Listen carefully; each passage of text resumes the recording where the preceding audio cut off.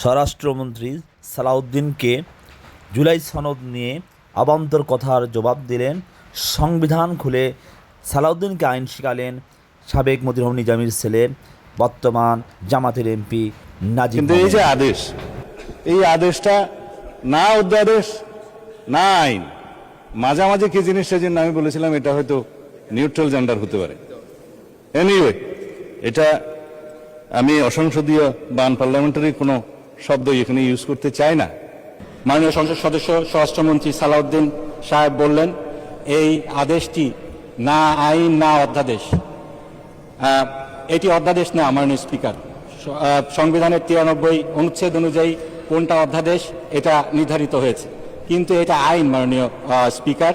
এবং আইনের যে সংজ্ঞাটা, এটা আমাদেরকে সংবিধান থেকেই নিতে হবে, বাইরে থেকে না নিলে চলবে না।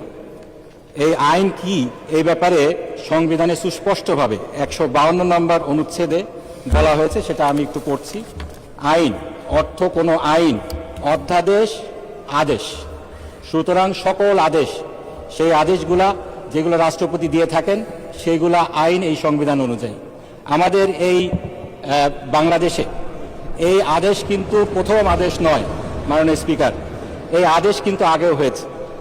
আমাদের দেশে 1972 সালে, 71 এবং 72 সালে 155টির বেশি আদেশ হয়েছিল, যেগুলো এখনো আইন হিসাবে বলবৎ রয়েছে। আমরা যে এখানে নির্বাচিত হয়েছি মাননীয় স্পিকার, সেই নির্বাচনটা হয়েছে আরপিওর আন্ডারে। সেই আরপিওটা কি? Representation of peoples order 1972। এটি একটি রাষ্ট্রপতির আদেশ। সুতরাং এটা বলার কোনো সুযোগ নেই যে রাষ্ট্রপতির আদেশ এটা আইন নয়। আমরা এই সংবিধান সংরক্ষণের জন্য, সমুন্নত রাখার জন্য শপথ নিয়েছি। এই সংবিধান অনুযায়ী যেটা আইন, সেটা আমাদেরকে মানতে হবে। এই রাষ্ট্রপতির আদেশ একটি আইন, এটা আমাদেরকে মানতে হবে। এই আইনের ব্যত্যয় যারা ঘটিয়েছেন, তারা আইন ভঙ্গ করেছেন। নির্মম বাস্তব সত্য কথা হলো যে ইতিহাস থেকে কেউ শিক্ষা নেয় না। এই সমস্ত সালাউদ্দিন গংরা বাংলাদেশকে আরেকটি জুলাই আন্দোলনের দিকে ধাবিত করছে। জুলাই সনদে 70% ভোটার ভোট দিয়েছে, ভোট দিচ্ছে না। ব্যারিস্টার নাজিম মোমিন, তিনি একজন আইন বিশেষজ্ঞ, তিনি তার কথার জবাব দিয়ে দিলেন। তবুও তারা মানবে না। আবার তারা আওয়ামী লীগকে এদেশে পুনর্বাসন করতে চায়। তারা এদেশে ভারতীয় আগ্রাসনবাদ, আধিপত্যবাদ কায়েম করার জন্য তারা গোপনে চুক্তি করে এদেশে মানুষের ভোটাধিকার ছিনিয়ে নিয়েছে।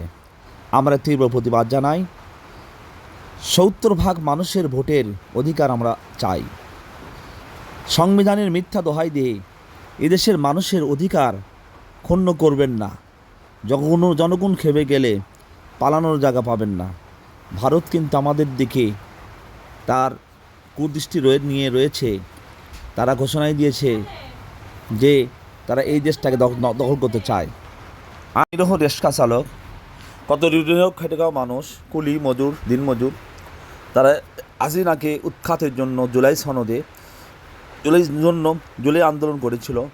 কত মানুষকে জীবন দেওয়া হয়েছে, দিতে হয়েছে। কত পরিবার আজ নিঃস্ব, অসহায়, কত ইতিম, কত বিধবা রয়েছে, তাদের খেয়াল